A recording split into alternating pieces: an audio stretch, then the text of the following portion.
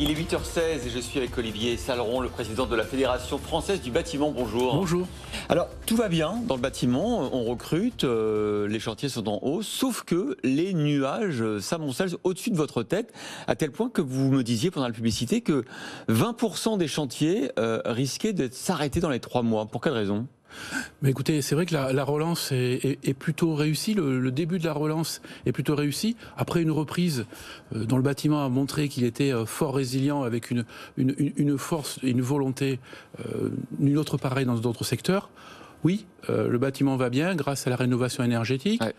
Je venais régulièrement pour vous parler de la baisse et de la chute des logements neufs qui est encore aujourd'hui d'actualité. Mais heureusement, c'est compensé par les transactions dans l'ancien, la rénovation des appartements. Et puis l'État. Les Français qui se font plaisir en changeant, en allant en province, dans la campagne. Ils veulent investir, les primo-accédants veulent leur maison, leur pavillon, etc. Et puis, au bonheur, après nos demandes depuis quelques mois, une commission a été créée par le gouvernement, la commission Rebsamen, qui va essayer de réfléchir pour lever tous les freins des permis de construire, tout ce qui peut y avoir. Parce qu'il y a un problème sur le logement collectif et le logement social. Exactement. Où ça s'arrête. Les municipalités signent plus les permis de construire. C'est les permis de construire. Et ça va pas. Mais nous sommes en progression. On a prévu plus 11% de progression en 2021, ce qui ne va pas rattraper les moins 15 de 2020, pardon. Ouais. Mais en tout cas, on va y arriver. Aujourd'hui et depuis maintenant, ça fait 4 mois qu'on alerte, la hausse des matériaux d'une façon exponentielle sur maintenant l'ensemble des matériaux du bâtiment risque de nous bloquer, et vous avez raison, de nous bloquer certains chantiers. On parle de 20% peut-être de chantiers qui pourraient être arrêtés dans les 3 mois. Donc là, oui, il y a urgence. Il y a cette urgence des approvisionnements, mais ça malheureusement le gouvernement ne peut pas grand-chose. Il y a aussi l'urgence des prix, parce que certains prix flambent, et au-delà des matériaux manquants, il y a aussi des matériaux qui sont beaucoup plus chers. Et vous demandez que les contrats qui prévoient des clauses de pénalité, que ce soit pour les administrations, mais aussi vous dites pour les contrats privés, que ces clauses soient suspendues.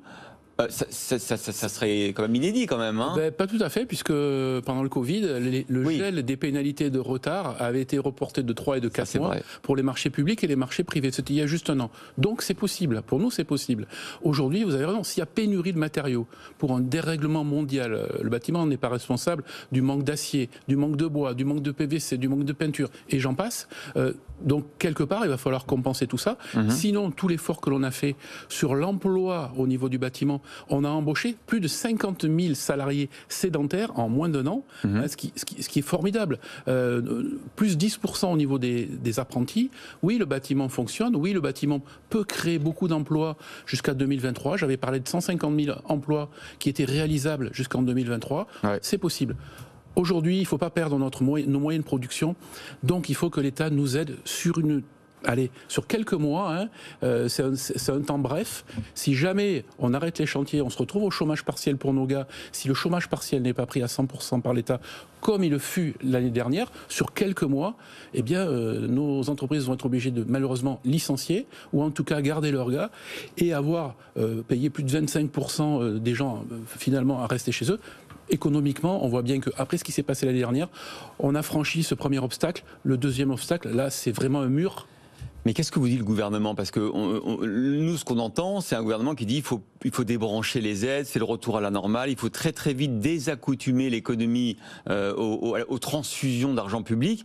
Et vous allez leur demander le contraire. Vous allez leur dire, écoutez, nous, je comprends, on a des ruptures d'approvisionnement et donc des chantiers à l'arrêt, potentiellement. Aidez-nous encore quelques mois. Le bâtiment a tenu l'économie, c'est pas moi qui l'ai dit, c'est Bruno Le Maire et Jean Castex, un des piliers de l'économie. Si on enlève un pilier, même sur les 2 ou 3, l'économie tombe et le PIB va s'écrouler. Donc là-dessus, on a besoin vraiment de quelques mois d'aide.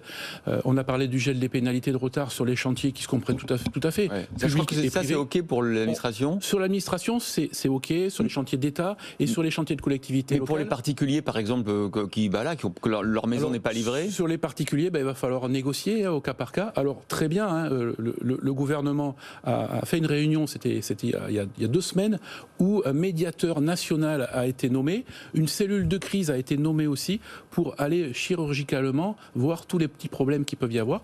Aussi chez les négociants, il ne faut pas qu'il y ait d'effet d'aubaine aussi, augmenter les prix. Bien sûr. Quand les matériaux sont sur les parkings depuis plusieurs mois, c'est pas parce que la bourse prend 35% qu'il faut augmenter le lendemain de 35%. Donc tout cela est fait. Je dis très bien, cette réunion a été faite, a été organisée, nous y étions. Maintenant, c'est pas suffisant. Pour nous, On a obtenu cette médiation, c'est sûr. Cellule de crise, ok. Le gel des pénalités de retard dans le public, il le faut maintenant dans le privé. Et nous demandons un petit peu plus. Ce que je disais tout à l'heure, la prise en charge du chômage partiel. Qu'est-ce qu'il vous dit le gouvernement sur le chômage partiel, par exemple? J'ai rencontré Madame la ministre hier soir, Madame Borne. Donc effectivement, on étudie, etc. Elle vous dit pourquoi pas, ou elle dit en ce moment on est plutôt en train de débrancher? Exactement, voilà. Elle vous dit ça? Bien sûr, plutôt ça. Mais nous, on n'a rien demandé depuis un an. On a bénéficié des aides classiquement. On a eu 7% des 100 milliards. 7%, c'est notre PIB du bâtiment. Donc oui, c'est sympa, mais merci, pas plus. Aujourd'hui, pendant 3-4 mois, on a besoin de quelque chose. On demande aussi, ce qui est possible, la revalorisation des prix donc, par les index du bâtiment sur une période courte qui serait transformée en crédit d'impôt. Donc, évidemment, ce n'est pas de l'encaissement qui rentre par l'État, mais en tout cas, il ne décaisse pas. Donc là-dessus, c'est pour la trésorerie de nos entreprises, pour qu'elles survivent au moins les 4-5 mois prochains. Alors, je rappelle que votre fédération représente à peu près les 2 tiers des 125 milliards salariés, d'euros de chiffre d'affaires, et 2 tiers des salariés, 1,1 million à peu près salariés. Oui, tout à fait. Est-ce que vous avez, en ce moment, vous redémarrez très fortement, toujours ces mêmes problèmes de compétences, de qualification? Est-ce que l'image du bâtiment s'est améliorée? Est-ce que dans les écoles de formation, maintenant, on a les compétences requises? Alors, c'est ce qu'on nous dit depuis un an avec la rénovation énergétique. Je dis oui. Nous, on forme nos jeunes en formation initiale. Il y a beaucoup de jeunes adultes qui sont en train de se réorienter un petit peu. Vraiment, et c'est plus une anecdote, revenir dans les métiers du concret. Ils sont allés dans l'alimentaire, cuisiniers, etc. On les a, les top chefs. Et nous, on veut les top chefs de chantier. Et ces gars-là, ces filles-là viennent dans les entreprises pour créer leur boîte plus tard. Donc, très bien. On voit aussi qu'il y a beaucoup de choses innovantes. On utilise des drones, on utilise des lunettes 3D, on utilise des tableaux numériques, on utilise de la géolocalisation. D'ailleurs, j'aimerais bien que certaines images que vous mettez derrière moi ne soient pas quelquefois des caricatures du bâtiment. Il y a beaucoup d'engins de chantier, c'est vrai. Il y a ça, c'est difficile. Mais il y a des drones, c'est vrai. Les architectes travaillent avec des drones, par exemple. Mais les couvreurs, les artisans couvreurs, au lieu de monter des échafaudages à 20 mètres de haut, ils ont des drones, des maîtrés, etc. Mais ça, on l'enseigne. Ça, c'est votre boulot aussi. Effectivement, vous avez raison de dire que ces métiers du bâtiment sont désormais aussi des métiers high-tech pour attirer évidemment des talents. On a créé notre première journée de l'innovation, c'était il y a 2 mois, à la station F. Alors le bâtiment, la station F, les start-up du bâtiment... les bâtiments intelligents, c'est énorme, le potentiel. Vous savez, il y a quelques temps, on appelait ça la domotique. Aujourd'hui, on appelle ça l'intelligence artificielle. Nous avons une commission d'intelligence artificielle. Tout ça, ça existe. Il n'y a pas que la caricature du bâtiment. Et ça, il faut le montrer aux jeunes, aux parents, à l'éducation nationale, aux profs, aller dans les lycées, les collèges.